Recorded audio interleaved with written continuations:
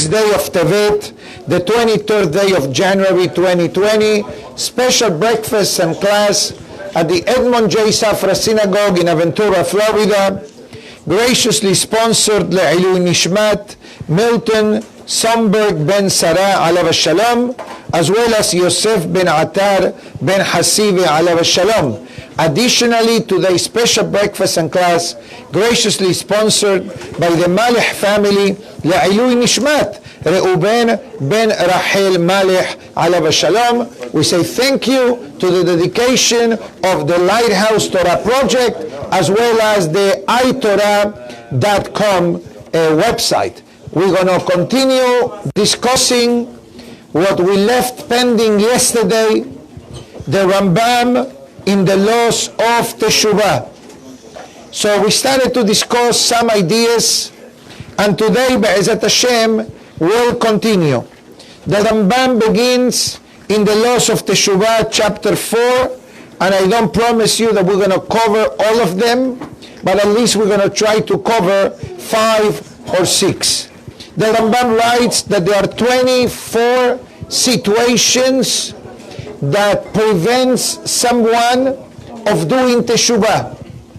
We know that Teshuvah is one of the greatest gifts that Hashem gave to us, the opportunity to repair in certain situations mistakes or transgressions made throughout life. The Rambam says there are 24 situations that Teshuvah sometimes is very challenging. Why? Because part of the remedy is challenging by itself. Number 1, the Rambam says, Amahati et harabim, a person that causes others to commit a sin. A person, for example, that feed non-kosher food, but people believe that is kosher food. This is a very simple example that we can relate. And the Rambam says clearly, ובעוון הזה המעכב את הרבים מלעשות מצווה. Imagine yourself that a group of people wanted to do a mitzvah, wanted to go to a synagogue, or wanted to go to a Torah class, and one fellow says, for what? No need. You're going to walk 20 minutes each way, you're going to come all sweaty, whatever. And what happens? People just became influenced by this individual. Literally, he prevented them of doing mitzvah. Or let's say something even better. A person who wants to buy a lulav and etrog, or a group of people that wanted to buy, and someone said to them, you know what? What's the problem? Use the one from the synagogue. And we know that when it comes to certain mitzvot, although the synagogue does have lulav and etrog, and the synagogue does have tefillim on talet, obviously it's a great merit for the person to have their own. Especially nowadays, especially in our generation, that Baruch Hashem, lulavim and etrogim and everything else are available for the kahal. בבקשה הרב, לא לעמוד. בבקשה. Thank you. We have a visiting rabbi from Detroit, Michigan, I believe, right? Baruch haba.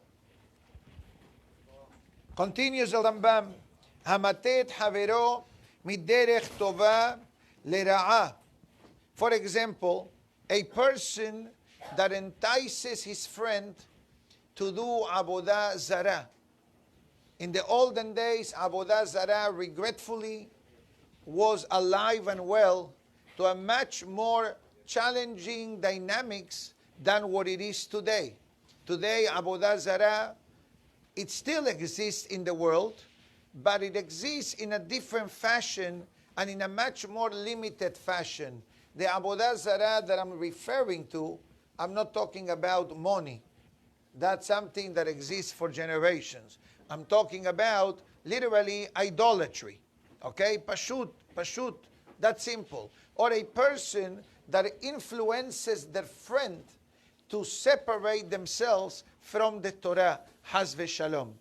This reinforces what we started to discuss yesterday, the importance of not only halacha, but the importance of hashkafa, that a person also cannot feel Jewish only, cannot eat Jewish food or kosher food, cannot feel in the heart, but a person's ideals, the concept of thinking as a Jew, is imperative to Avodat Hashem. הרואה בנו יוצא לתרבות רעה ואינו מוחה בידו. Today, being a parent is very challenging.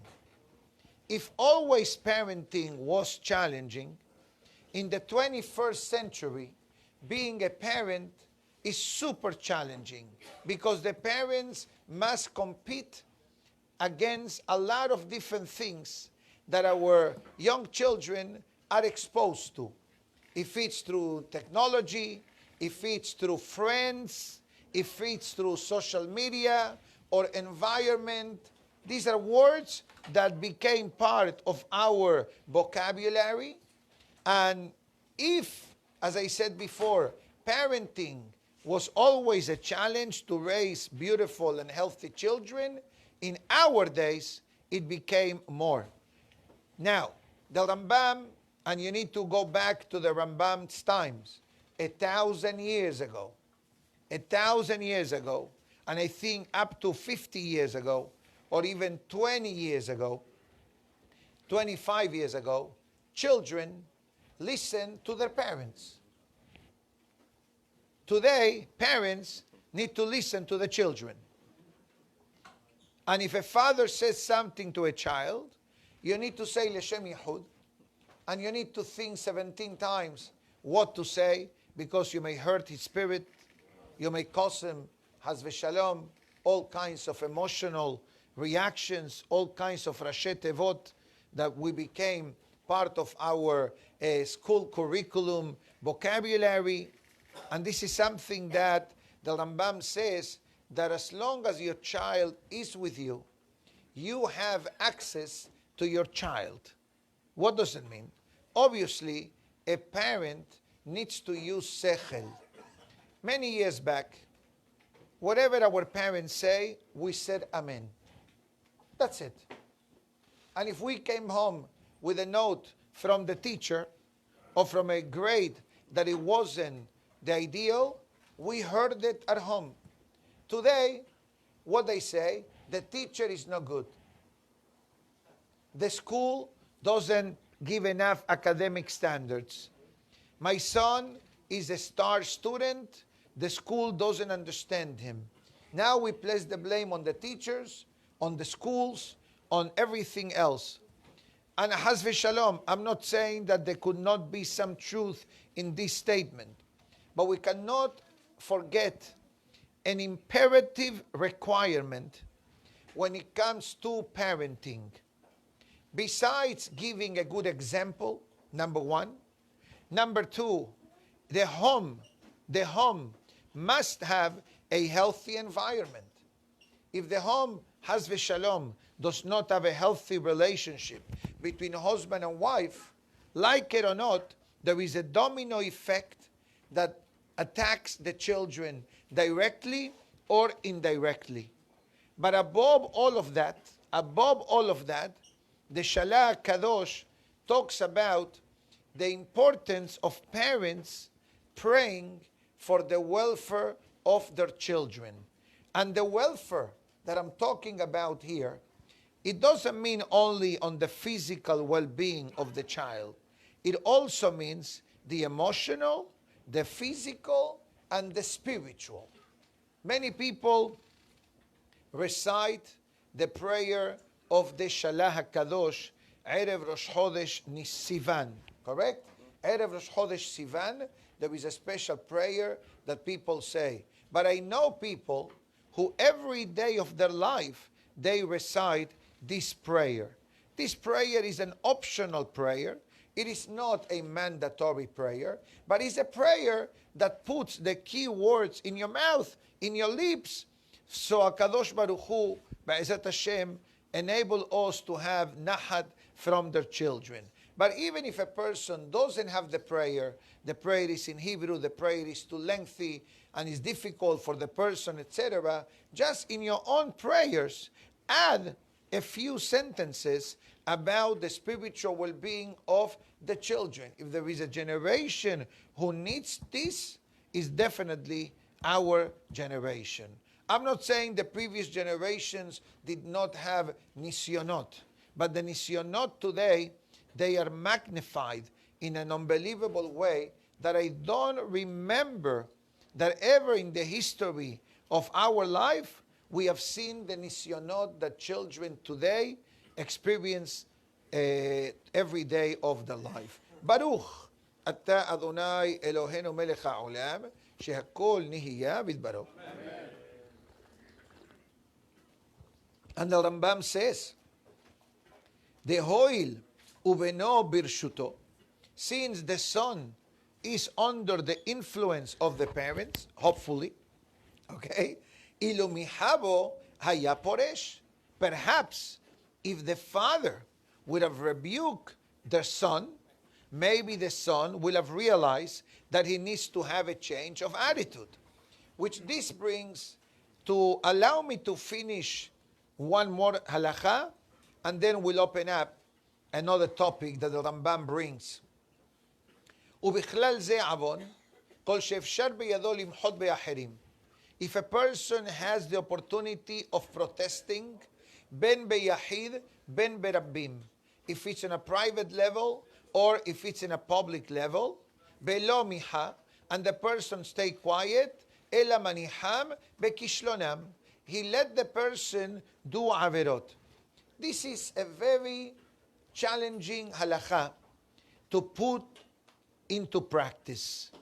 You know, in English they say you need to pick and choose your battles, your wars. You can't just, every time you see something being done, you're going to start jumping because you're going to be known as a jumper, and probably people are not going to relate to you. Okay? Now the Gemara says the following. כשם שמזווה לומר דבר שישמע. The same way that there is a mitzvah to say something that people will listen to.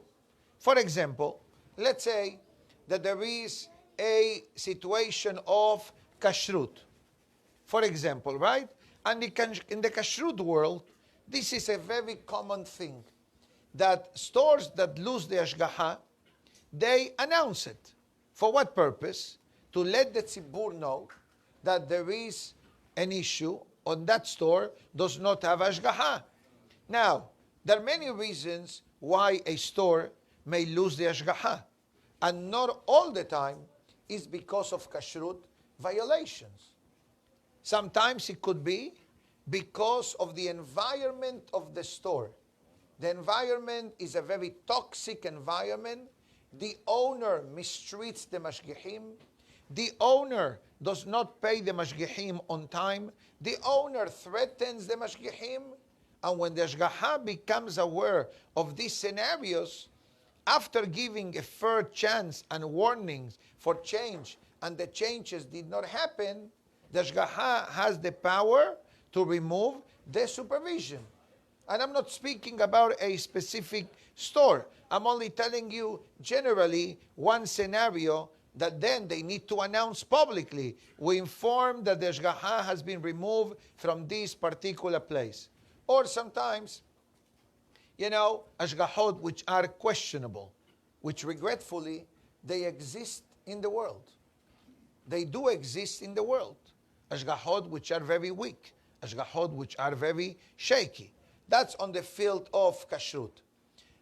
What about synagogues? Now you come to the world of synagogues. Now, being a rabbi is not easy. Okay? You think that it's easy. It's not easy. And the rabbi can be a witness. I don't know how things are in Detroit, Michigan. Same thing, same Shulchan Aruch. I think they have snow in Michigan, right? You have snow? 29 degrees. Okay. Here, Baruch Hashem, today we have 60 something.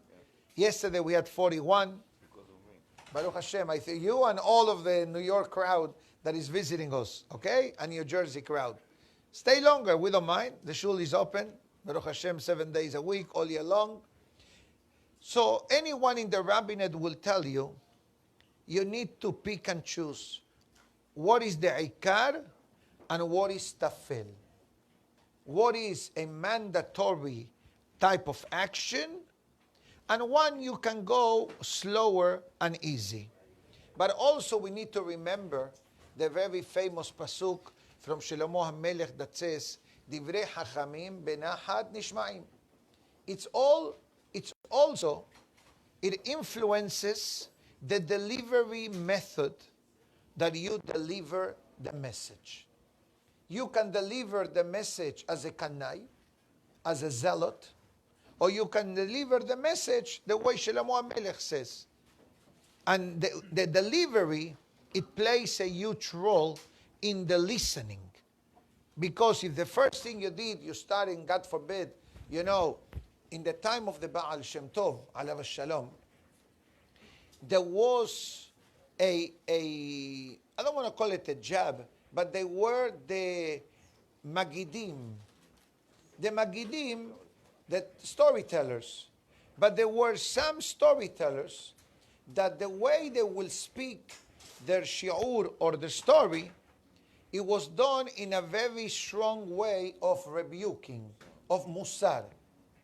Of musar, which is musar, it's an integral part of Torah learning, because at the end of the day, Torah is not only the halacha and the Gemara.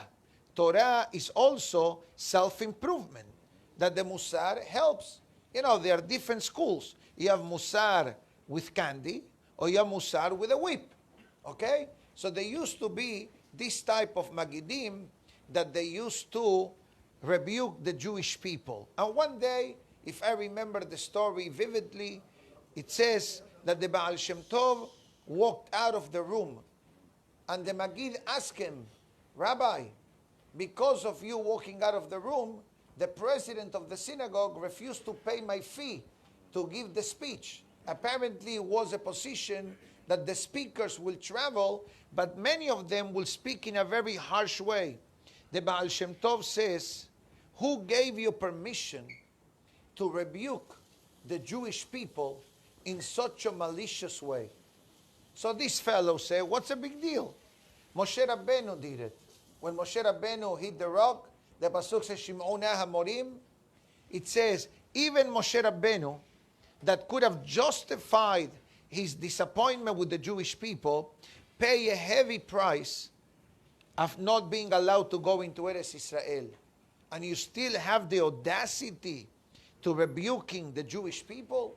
So even when it comes to rebuking someone, which is a mitzvah ta'aseh mideoraita, is one of the most dangerous mitzvot to do. The mitzvah is ochiach tochiach et amitecha belo tisa alav het. Ochiach tochiach.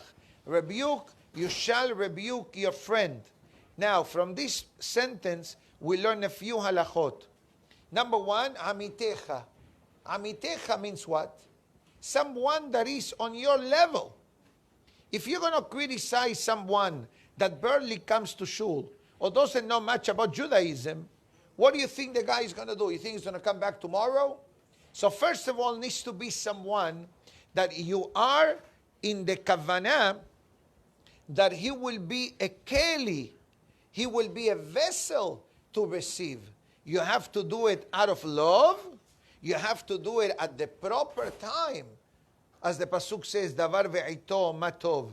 Sometimes the delivery, as I said before, and the timing is wrong. Not only that, ocheach et atzmecha ve'achar kach tochiach et ha'acherim.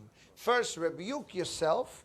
Make sure that you do not have this deficiency that you were able to see. The Gemara writes, I think in Baba Kama, kol posel bemumo posel. If you are able to see a deficiency in someone, perhaps you also have that deficiency, otherwise you will not see it. So bottom line,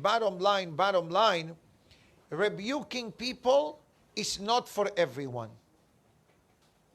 Perhaps you should not rebuke anyone.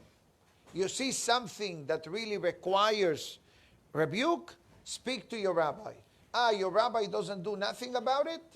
Maybe a good reason why he's not doing anything about it. He starts to complain, why people don't wear Rabbeinu Tam? I'd rather people don't talk in the Hazara than wearing Rabbeinu Tam. Maskim? Why people pray before nets?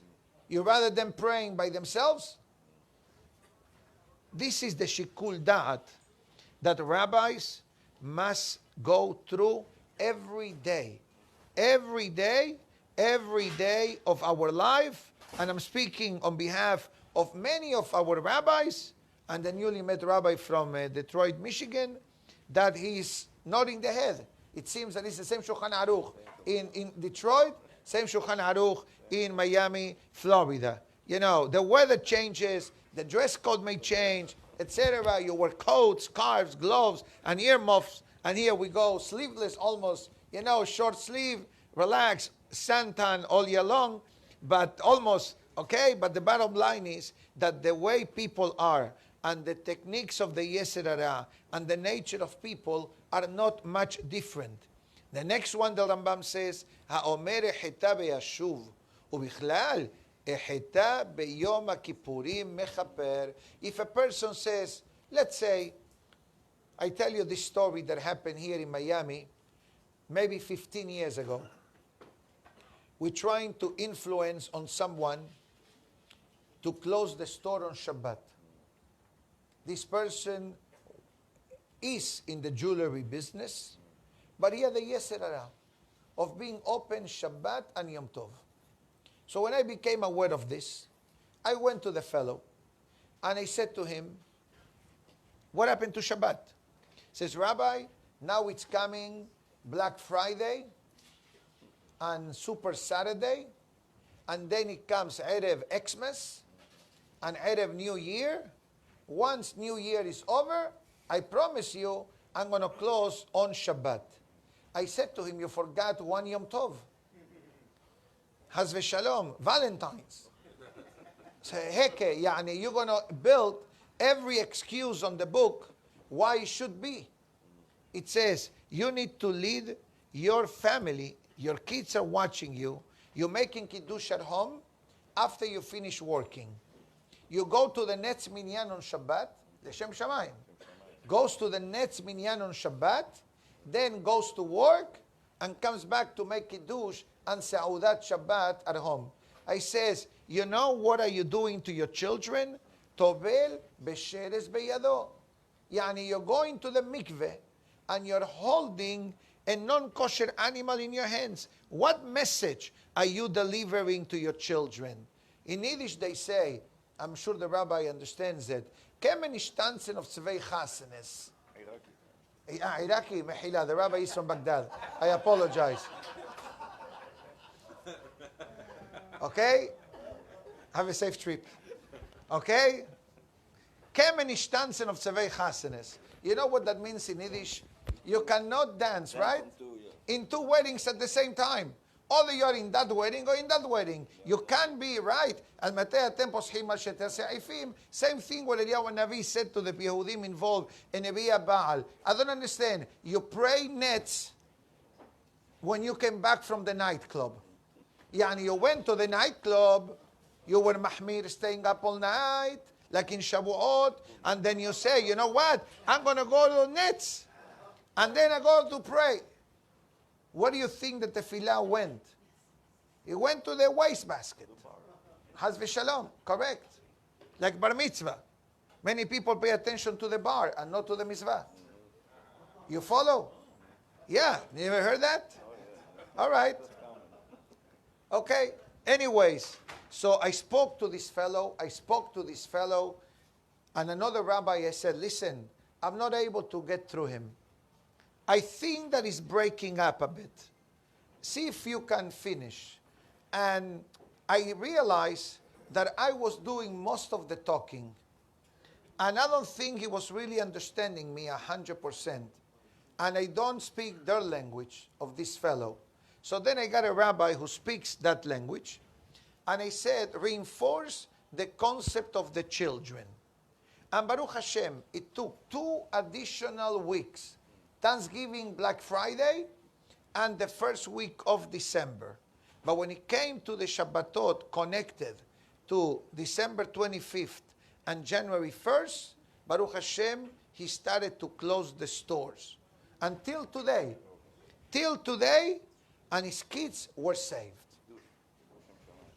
His kids were saved because many who are in the same line of business, that Shabbat wasn't a priority in their life, they are going through many challenging spiritual situations. Because Shabbat at the end of the day is not only that we observe the Shabbat, but the Shabbat also brings added protection and kedusha to the person. So if a person says, a person says, you know what, let me do the Avon one time, and then I'll do Teshuvah. Or a person says, you know what, Kippur is coming soon. Not now, but Kippur is coming soon. I wait till after Kippur, then I begin a new page. First of all, is the person able to guarantee that they will last till Kippur? Can someone guarantee me in writing, I'm going to be around Kippur? I hope that I'm going to be around in Kippur. We all hope, Be'ezat Hashem. But can a person have that guarantee? Obviously not.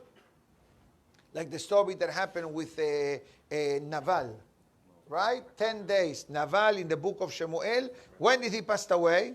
Erev Kippur. He didn't make it through Kippur. Now, this is some of the halachot that the Rambam brings in the ways of Teshuvah. Another one. Number 6. Haporesh min hasibur. There is a great merit that we connect ourselves to the community. The community gives us the oxygen that we need to survive. You cannot make it by yourself. Without the community environment, how do we survive?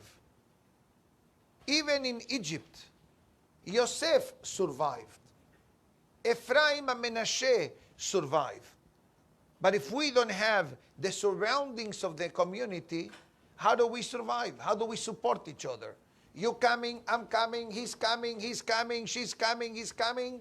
Even though we may not know each other by name, but the fact that we all came together to pray, to learn. And I don't say that the delicious breakfast doesn't help. The delicious breakfast super help. Okay? But it says the Rambam, לפי שבזמן שיעשו תשובה לא יהיה עמהם ואינו זוכה עמהם בזכות שעושים. The Rambam says, you need to dance to the music of the Sibur. What does that mean? That when the Sibur, has v'shalom, goes through a hardship, you cannot say that hardship doesn't affect me. It affects other people. I don't have to go to the day of Selihot.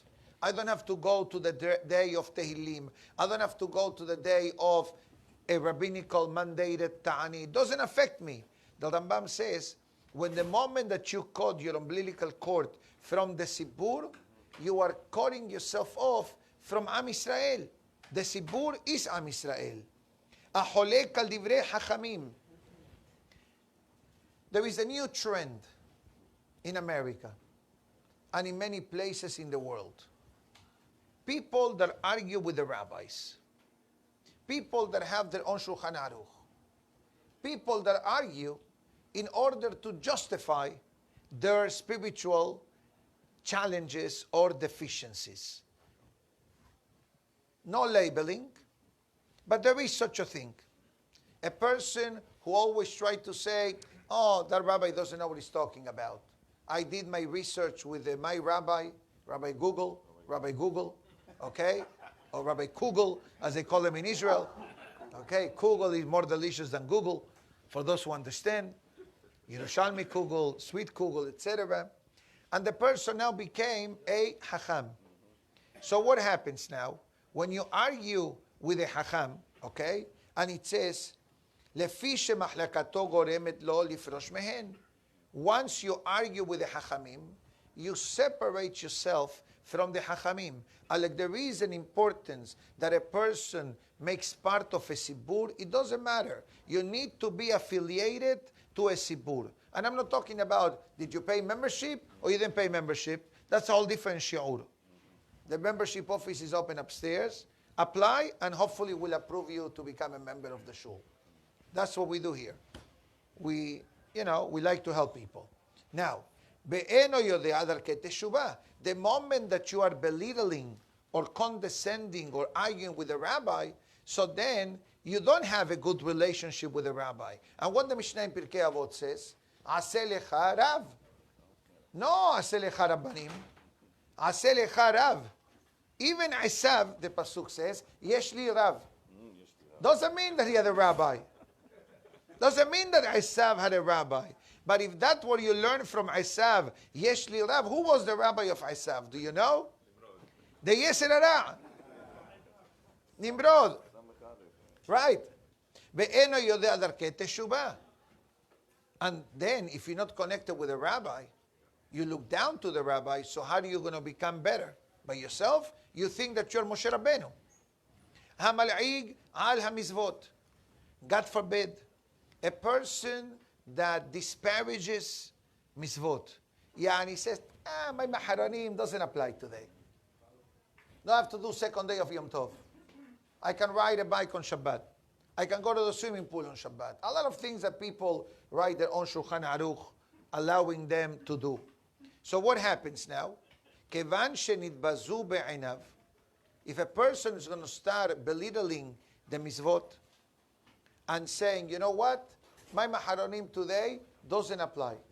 What, are you greater than Hacham Obadiah Yosef that writes that if a person said Birkat Hamazon and didn't do my maharonim, you still have to do my maharonim after Birkat Hamazon? And ladies also need to do my maharonim? Black and white? And you know what he says? Migil Hinuch.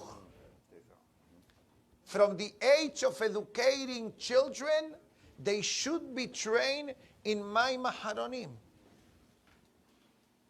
Now we're dealing that adults do my maharonim, and he takes it for granted that ladies have to do, and children have to do, and you have to do my maharonim even after you finish Birkat Hamazon. Why, he says? Because the Takanat Hachamim of Melach Sedomit still applies. And I only brought one example of something that can utilize reinforcement. Okay, wearing sisit katan. How many things are beneficial for a person that wears sisit katan under the shirt, which is takanat hachamim? Because from the Torah, you need to have a garment that has 4 corners, arba'a kanfot. Hachamim established. Go ahead, fulfill the mitzvah, and wear it daily. How many mitzvot a person does by just wearing sisit katan? No, that's 613, the value of the mitzvah of sisit. But if you multiply the sisiot and the seconds of the sisit on your body, you can do thousands of mitzvot. Thousands. Why? Because every instant is a mitzvah. It's not just I put it on and khalas. No, every instant you are fulfilling the mitzvah. To the point that the Ben Ish Hai says, sleep with it. And the Ben Ish Hai says, do the mitzvah with it. Cohabitation. Yes. Bring it backwards, and that's how you do it. Relax. Stand shweye. We have minors in the audience.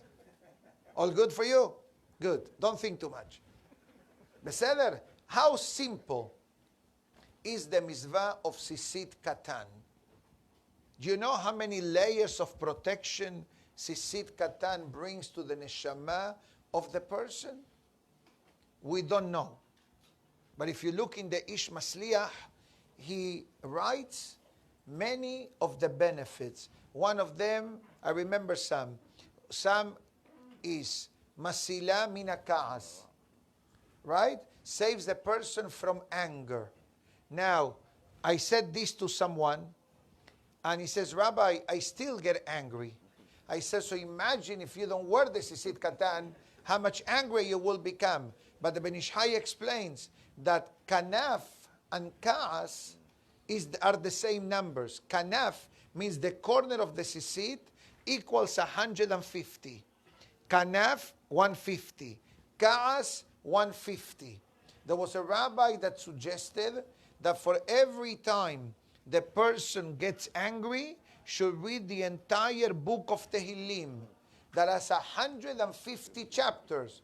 So if anger is 150, you need to subdue the 150. So how do you do it? By reading the entire book of Tehillim. Or like the Pelei Yoez says, iknos et atzmo. Penalize yourself financially, that's what he writes, every time you get angry. $150 donation to the synagogue for every time you get angry. Can you imagine that? No, I give you, no, you're thinking of getting bankrupt. I'm telling you, don't get angry. Right, we expand the shul. Upwards. Now, Be'ezat Hashem, soon. Now, and this is, a person that shows Haz v'Shalom, the way people talk. How many times we speak about the importance of not talking during Kaddish, during Hazara, during Sefer Torah. And regretfully, you see that some people, they continue in their way. Why they continue on their way? Because they don't believe that is an avon. They don't believe that is really an issue. מכיוון שנתבזו בעיניו, אינו רודף אחריהן ולא עושן. Now that we are condescending mitzvot, so then the person automatically will not do them. ואם לא יעשה במה יזכה, if this mitzvah, you say it's old-fashioned, that mitzvah is black hat, that mitzvah is Taliban, that mitzvah is a man-made, that mitzvah, different words that you hear on the street, is only for that type of crowd. So then, if for every mitzvah that people do, you're going to start making a derogatory comment, so what mitzvah do? You eat kasher? Do you say beracha? Because usually the people that are shaking the mitzvot, probably they don't say good berachot. Because the berachot don't seem to influence the spiritual life of the person. And the food has the ashpa'ah. The food has the power of influencing the person physically, emotionally, and spiritually. As the Pasuk writes at the end of Pirashat, Sheminim, Shemini, Benit Metem, Bam. Al tikra benit amtem, elatimtum. Don't say tum'ah, but say foolishness. It blocks the heart. Hamebazeh rabotav. A person again who mistreats Hachamim, ridicule the Hachamim. Baruch Hashem, here doesn't happen. Thank God. Although there are some colorful characters. Every shul, I think, has a couple of colorful characters, but I will say that people do respect here Hachamim. And I'm sure that is the same by you, based on the members that I know that come from your synagogue, that also come, people that are Mokir Rabbanan, people that they value and they respect the words of the Hachamim. That's a great zechut. But if Haz v'Shalom, if, God forbid, a person does not have a relationship with a rabbi, with his teacher, so then how are you going to grow spiritually? You cannot grow by yourself. You need a team effort. A team effort means your community, your habruta, your rabbi, your family, your mitzvot, your attitude as a Yehudi, your attitude as a Jew. Asone et atohachot. You go to someone and you're telling him, maybe you should go to the sofer to adjust your tefillin. Or maybe the sisit may have a halachic question. Show it to the rabbi. Yani you did it with like an adame, like a mensch. You did it like a ben adam. You went to the person quietly. You only suggested, like in Shalom Bayit, we learned the other day that you shouldn't say, but suggest. I suggest. Suggesting, it's nicer than telling the person what to do. But imagine yourself that after you did your due diligence in the proper way, the guy is telling you, don't tell me what to do. They are kosher. I bought it in Mahane Yehuda 25 years ago in Yerushalayim from a guy that had a big, colorful Gruzini kippah, whatever they call it, this nice kippot. Right. I saw the picture of the Baba Sali on the wall, which I'm going to repeat the story that I said today in the Gemara class upstairs. A few years back, a fellow came to me and he said, Rabbi, somebody offered me a Sefer Torah of the Baba Sali. I said, how much he wants for it? He tells me $25,000. I said, Balash, give me two. He says, I want to see it. He showed me a picture of the case. He tells me the case is silver. Very nice. But I need to see the real deal. I need the case, how beautiful it is and elegant and shiny. We all need to know this. The case is secondary to the Sefer. The main important thing is the parchment inside.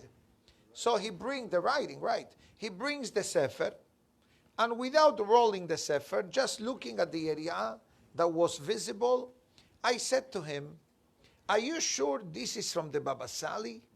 Yeah, the guy told me that he's from the Baba Sali. He says, I don't believe that the Baba Sali will read from such a Sefer. First of all, it was Mashuah, which means anointed with a certain kind of paint. In the olden days, they used to do that in order to facilitate the writing. And what happens? Maybe 40, 50, 60 years ago may have been the practice. But today, halakha lema'aseh, all the new Sofrim already 20, 30 years ago, they already know that you cannot do Meshihah to the Sefer Torah. So what happens? Well, after a few years, the ink or whatever they had chips and cracks because you're not really writing on the parchment fully like you do today. So he started to roll the Sefer. I told him the most that I will pay for this Sefer is $5,000, and you need to be ready to hire a sofer to fix word by word or every time that you're going to find letters which are cracked. So my suggestion is, like the Gemara says, Shev ve'al ta'aseh adif. Many times, not doing anything is the best solution. Sometimes you need to do. Sometimes you need not to do. I said in this case, my suggestion is, don't do it.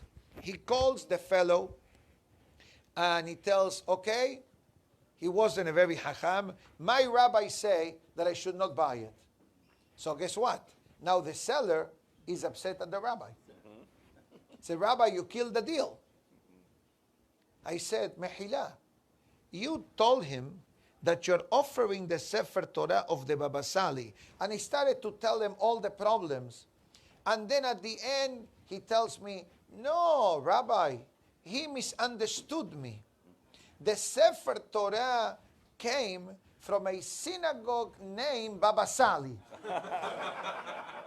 Yani now he gave me the Tosafot and Rashi on the sales pitch. I said, I'm going to give you the benefit of the doubt that maybe the Sefer came from a Bet Knesset name on the name of Baba Sali, which I believe there are many synagogues in the world, in Israel for sure, they're called the Baba Sali synagogues. I do know that in Fort Lauderdale, many years back, there was a Sephardic synagogue on the name, I think in LA, and other places in America could be. But I said to him, you cannot, sell them. I'm selling a used Sefer, Khalas. But the moment you said Baba Sali, the guy was under the impression, and I was under the impression, he took the Sefer Torah back, and Baruch Hashem, Khalas. Gamzu Letova, the fellow apologized for the misunderstanding, and never again I saw him.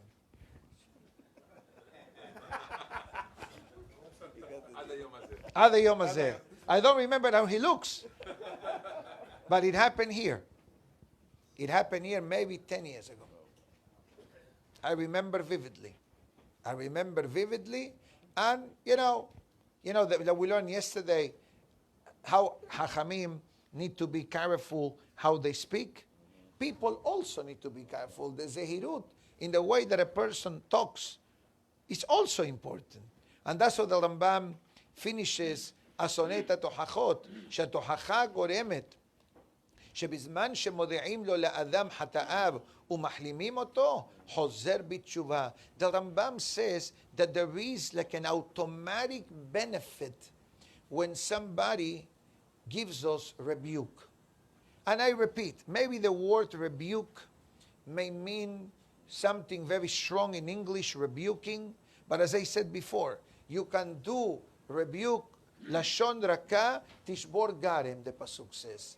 A soft tongue can melt the mountains, can melt the stones. You can say it, rohi, etc. And it says, the Rambam, that when a person is being informed that a change is required in his behavior, this feeling of regret that he has, chozer b'tshuva, causes him to repent, and definitely the person moves on in life in the most beautiful and suitable way.